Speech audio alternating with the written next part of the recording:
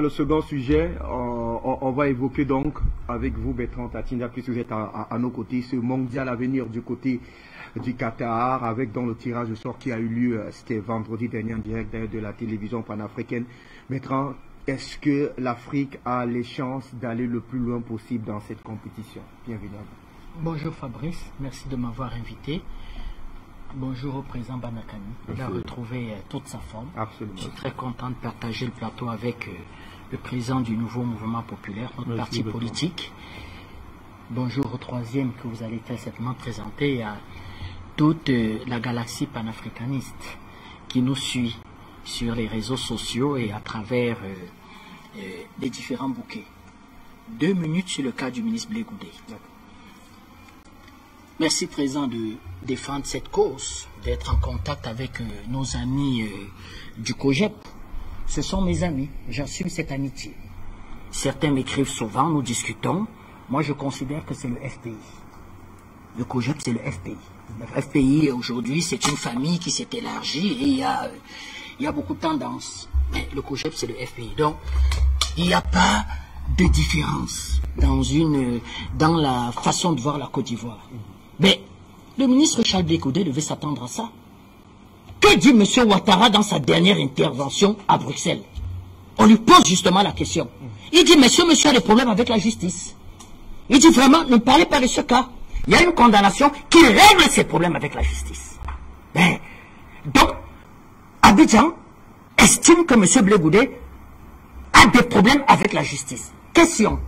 Quand vous avez les problèmes avec la justice, ça vous interdit d'avoir un passeport? Monsieur Ouattara se prononce sur ce cas. Or, monsieur Blé Goudé a été jugé où l'on sait, avec les accusations que l'on sait.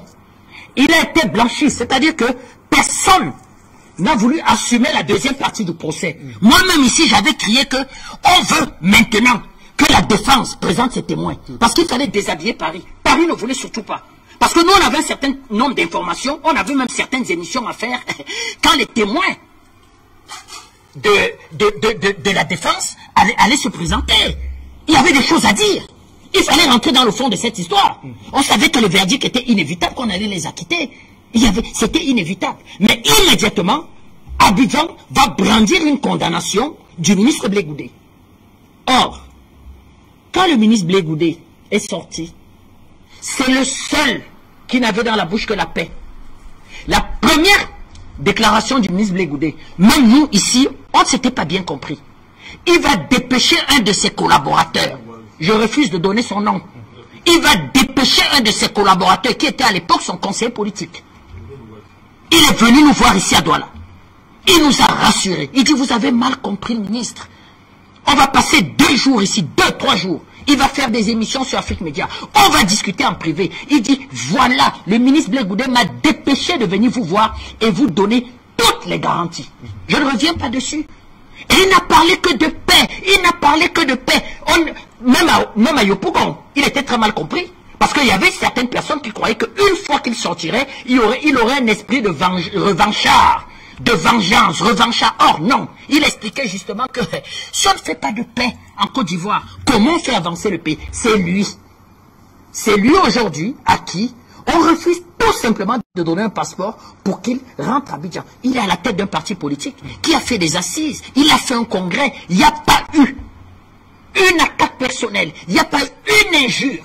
Mais pourquoi on veut exclure ce monsieur de la marche politique de la Côte d'Ivoire?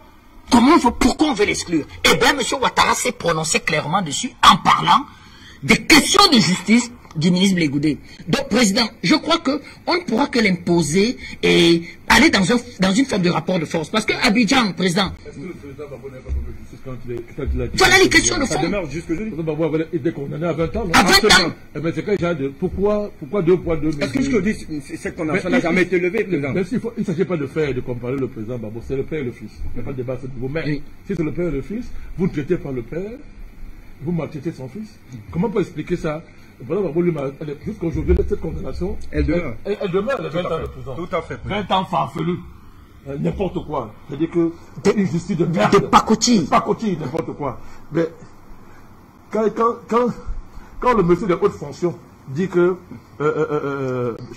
Charles Blé Goudé, le problème de la justice, ça veut dire quoi? Comme le cas du président Gbagbo sur la table. Ça veut dire quoi? Ça n'a pas de sens. Ce sont des voies de fait. Le président Ouattara a un problème personnel avec Blé Goudé. Tout à fait. C'est un problème personnel. Il déteste ce garçon. Tout à fait. Il ne l'aime pas. Tout à fait. Parce que pour lui, Blé Goudé représente quelque chose dans la jeunesse qu'il n'aime pas en termes de jeunes. Et que si l'exemple est, et se propage en Côte d'Ivoire pour de la jeunesse, le modèle que Ouattara avait imprimé à la jeunesse ivoirienne est mort dans leur tête. Donc, Blé Goudé incarne quelque chose qui donne des cauchemars à M. Ouattara. Des cauchemars. Et deuxièmement, sur le plan du... quand vous voyez le parcours de M. Ouattara, c'est un parcours d'imposture. C'est-à-dire quelqu'un sort comme ça, un matin nous on dit que c'est un grand économiste. Il n'a écrit aucun livre. Il n'a écrit aucun article original à l'économie. On l'a fabriqué dans les officines, on l'a fabriqué, on l'a positionné dans des hautes fonctions, entre guillemets, pour terroriser les Africains et l'imposer. Et on l'a enlevé là-bas. Après l'avoir initié dans des cercles les plus obscurs, on l'a amené là-bas, on l'a amené au pouvoir, par les crimes les plus absolus que l'humanité a connus, on l'a placé au pouvoir. Et on l'a placé au pouvoir, et depuis qu'il est au pouvoir, il fait honte à l'humanité. Or, Charles Blé Goudé, il a un parcours, il a une trajectoire. C'est une trajectoire d'un self-made man. C'est-à-dire de quelqu'un qui n'a pas triché. Vous voyez, M. Ouattara il incarne le nationalisme ivoirien. C'est un peu comme Gbagbo. À l'époque, M. Ouattara disait que Gbagbo c'est un trouble fait. Que le président Gbagbo c'est un trouble fait. Vous savez pourquoi c'est un trouble fait? Que bon, je peux pas. Bédia encore comprend, c'est entre nous, les pro-français, qui avons été initiés dans certains milieux internationaux, c'est entre nous. Mais par rapport là, ils sont d'où? Il a la figure de quelqu'un qui est d'un triste individu. Il fait les marches, il est anti-impérialiste. Bref, le système là, il n'est pas du système, donc c'est un trouble fait. Blé Goudé, c'est un trouble fait pour M. Ouattara. Donc il donne les ulcères. Il n'y a aucun argument qui justifie de quel ministre Charles Blé Goudé. Merci de m'avoir prêté ton temps. Surtout qu'un de ses ministres avait expliqué que ce n'était qu'une question de temps. À Blé Goudé de fournir ses documents. Absolument. Et Blé Goudé est allé prendre la photo qu'il faut, faire prendre ses empreintes et documents. Et le président, donc, ça corrobore ce que dit le président Banakani, que c'est pratiquement au niveau de M. Ouattara qui a le problème. Parce que le gouvernement ivoirien avait expliqué que non, ce n'est qu'un problème de temps, c'est un problème de procédure administrative à M. Blé Goudé d'aller, je crois, à Bruxelles ou à La Haye, je ne sais pas trop, demander de partir, en fait, faire état de ces documents pour obtenir son passeport. Donc, vous voyez donc que c'est bien identifié. Or, qui est M. Ouattara? C'est la France. Donc, Blé Goudé incarne quelque chose que la France ne veut pas en Côte d'Ivoire. C'est-à-dire, ne veut pas en Côte d'Ivoire. Donc, Blé Goudé ne rentrera en Côte d'Ivoire que sous la, c'est-à-dire sous la force des panafricains. Donc, nous allons obliger, imposer à la Côte d'Ivoire Blé Goudé. À la limite, s'il faille même qu'il prenne un avion sans passeport, qu'il rentre dans son pays, nous ferons partie Blé Goudé, même sans passeport, il arrivera dans son pays. Quitte à M. Ouattara de régler donc son problème de justice avec M. Blé Goudé. Parce qu'on ne peut pas, la constitution ivoirienne l'interdit. La constitution ivoirienne explique qu'aucun Ivoirien ne peut être hors du pays pour ses problèmes politiques, pour ses ambitions politiques. C'est vrai, les ONG sont silencieux. Qui défendent les droits de l'homme. Voilà. Amnesty International. Organisation des criminels. Silence. Silence. Parce que Blé Goudé n'est pas un être humain. N'est pas rien. Pas un être humain. C'est l'engagement politique. Là, lui a ôté le statut d'être humain. On peut défendre les droits des terroristes au Mali. Pour dire qu'on les soupçonne d'être des terroristes. À partir de ce moment-là, on ne peut pas les toucher. Ou des criminels ambazoniens du Cameroun, des égorgeurs d'enfants. La France, tout à l'heure, on parlera du voyou que vous appelez M. Lucas. Tout à l'heure, on parlera de lui. Ils sont très forts. Quand tu es un terroriste, le monde s'arrête. On a obligé le président centrafricain à négocier avec des tueurs. Mais plus grave, vous avez vu le rapport qui est sorti la dernière fois, contre le Mali. Parce qu'on dit que les personnes sous fondées de terroristes ont des droits, c'est garanti par les traités humanitaires de guerre. Est-ce que Blé Goudé c'est un être humain? Est-ce que le fait d'être opposant à la France enlève votre statut d'être humain? Est-ce que le fait d'avoir milité pour l'Afrique, pour l'intérêt de l'Afrique, vous enlève le statut d'être humain? Maintenant, où sont les droits de l'homme? Où sont la France, championne en catégorie de la défense? Les barons ivoiriens, les avocats ivoiriens, quel est ce pays? Tu as dit quoi, l'avocat? Moi, je devine qu'ils doivent défendre les libertés. Ils doivent avoir un barreau. Il y a une différence entre un avocat et l'avocat, le fruit. Je pense que tu parles de l'avocat. Oui, je fais la part des choses. Où sont les avocats? Où est la France? La France? L'ONU. L'ONU. Ouais, l'ONU. Tous les jours, ils se prononcent sur des prisonniers politiques, par disant. On a dit un matin que Marafo au Cameroun, c'est un prisonnier politique. C'est la commission de la commission de l'homme de l'ONU. Tous les jours, on nous parle d'individus que tu es un prisonnier politique. Est-ce que Charles Blé Goudieu n'est pas un prisonnier politique? Il n'est pas un être humain? Voilà le monde dans lequel on vit. Hein. D'accord. Voilà. Pour aller rapidement sur les questions du mondial, rapidement, 2 minutes, c'est les Africains devront travailler et être sérieux. Si je prends particulièrement la poule du Cameroun, nous sommes dans une poule où il y a le Brésil. Le Brésil, aujourd'hui, je crois que c'est le numéro 2 ou numéro 3 en termes de classement par pays établi par la Fédération internationale de football. La Suisse vient en 14e position. La Serbie vient en 25e position. Et le Cameroun, je crois, est 56e ou 59e. Donc, potentiellement, le Cameroun est l'adversaire, 37e. Donc, potentiellement, le Cameroun est derrière ces 3 adversaires. Vous voyez donc que s'il n'y a pas un travail de fond, ben, il y a un problème. Aujourd'hui, il y a un problème. Parce que il y a des gens qui étaient portés par la vision du ministre, qui estimaient qu'il fallait conserver M. Conceição, qui était pour nous un prébendier. Il ne fallait rien du tout. Il fallait le chasser. Et si on avait pris la décision forte, il y a 8 mois, quand on prolongeait ce monsieur, de le chasser de notre banc de touche, de mettre les Camerounais patriotes, nous aurions gagné la CAN. Et bien on l'a laissé, à travers des micmacs, des mafias, des intermédiaires. Nous savons où on a récupéré Conceição, dans quel quai de gare, sur quel contrat. Nous savons ce que, les rétro-salaires qui passaient, dont le ministre va prendre sur lui de faire une déclaration officielle qu'il faille conserver ce monsieur. Je ne sais au titre de quoi et de qui. Le président de la République, qui lui écoute les Camerounais, qui à chaque fois arbitre en fonction des intérêts du Cameroun.